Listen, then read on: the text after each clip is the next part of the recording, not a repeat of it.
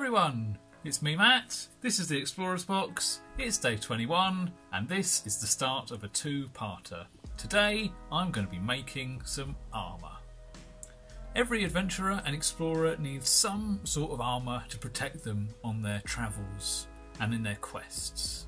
We make a lot of chainmail and we also do some leather armour, and fairly recently Andy and I have started making padded armour like gambesons.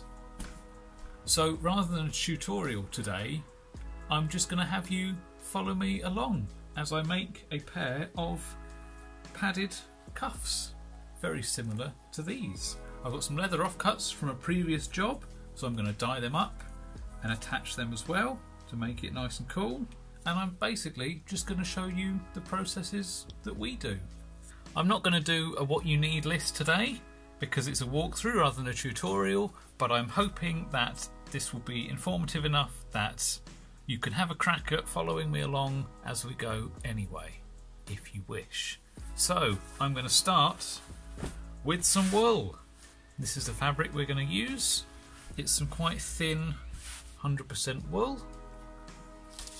We've got some wadding that's going to go in the middle. This is going to be sandwiched in between two layers of wool, and this will create the sort of padded quilt look. On most things that are actually armour, like a gambeson or padded braces, I'll do a couple layers of wadding, but for these ones, because they're just small, I'm going to do one. We're also going to need a pattern. This one is very similar to the cuff I showed you, but I've made it slightly larger. I've adapted it for the leather. A lot of pattern making I do is very much just trial and error. I'll try it on me until it fits. I'll cut and shut it until it's the correct size. And this is what I have come up with. So it's a small cuff that will overlap ever so slightly. First things first, you're going to want to cut your fabric and your wadding. You want to cut them larger than your pattern to begin with, because when you're doing quilting it actually bunches the fabric together and it makes it smaller. So you want a lot of excess. I've got quite a large amount on my pattern, and basically what we do is we layer up all of our wadding and our fabric together and we pin that as a like a laminate before we draw our pattern onto the piece. That way you can quilt with a lot of excess, and if that changes the shape of your piece, it doesn't matter because you haven't cut the outline out yet. It'll all make sense in a minute as I cut the pieces out, so bear with.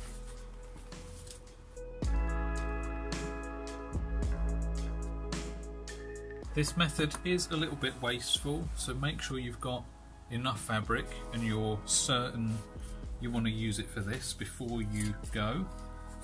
Also, if you're buying fabric in, you want to make sure you buy more than you think you'll need, like with most projects. And I'm just going to cut 4 different pieces because of course we're doing 2. So my top piece, I've just spun it around to make sure both are facing in the same direction.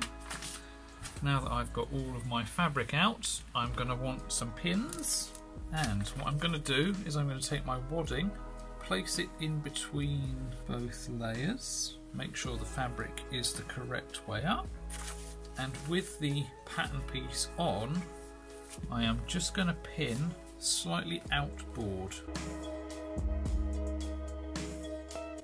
Now with all the pieces pinned together, I'm going to take my trusty China graph and I'm going to draw the outline of the pattern piece on.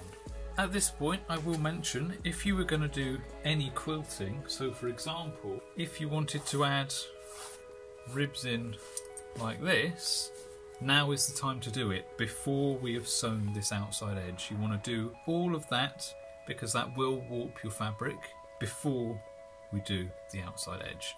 I'm not going to do any on this one because I'm just going to be adding leather strips, but just so you know. What I am also going to do is I am going to just preemptively mark the holes for the rivets that I'm going to attach the leather with, and the holes that I'm going to put in that will become eyelets, so that we can lace the bracer on. These will have to be re-drawn on once the piece is cut out, just in case anything moves around, but I'm just going to put them on now so that I've got a rough idea of where they are. I'm going to do the next one and then I'll be back with you. So we've got both bracers assembled. Now the next phase is overlocking all around this outside edge. That's going to hold everything together, it's going to keep it all in place, and then I'm going to cut the shape out. So I'm going to hand you off to Andy, who's going to take you through overlocking. So this is an overlocker. Works an awful lot like a sewing machine, except it's got 4 threads in it and a cutter. This little thing here cuts off excess fabric and it binds the edge just behind the part that it's cut off. Basically like, I don't really know how to explain it, but it basically stops it from fraying and stretching and basically finishes the edge. You'll see what I mean when I show you.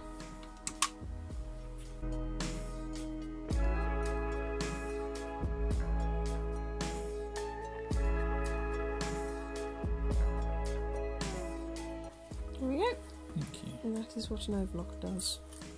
Thank you very much, Andy. So there we go. The pieces are overlocked. I'm just going to check them against the pattern piece to make sure that they are roughly the same. They're looking good. Now, I'm going to put these to side for a moment because the next thing to do on these is going to be the bias bound edge. However, before that, I'm going to return our leather and we're going to dye it. So we are very fortunate in the armoury to have 3D printers and laser cutters next door. Matt and Amelia, our neighbours, are good friends of us, and every now and again we'll do some stuff together. So they laser cut me some leather splints for another project, and I've got these offcuts.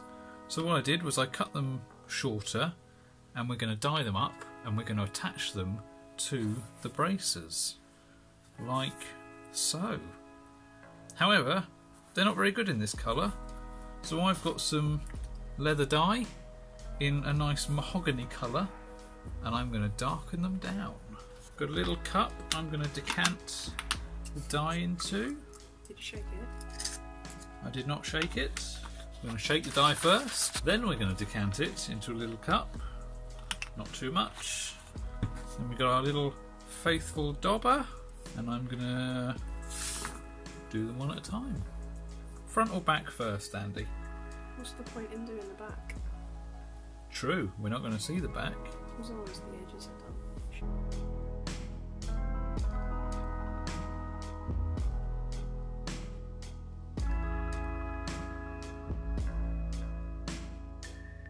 So I'm going to let these dry and then see if they need a second coat.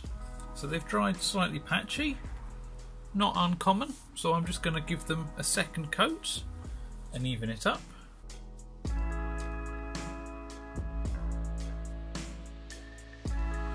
Once these have thoroughly dried, I'm going to get a bottle of tan coat and I'm going to give them a nice protective layer that will mellow out the colour and look after them nice and safe. And I'm going to massage this into the top face of all of the splints.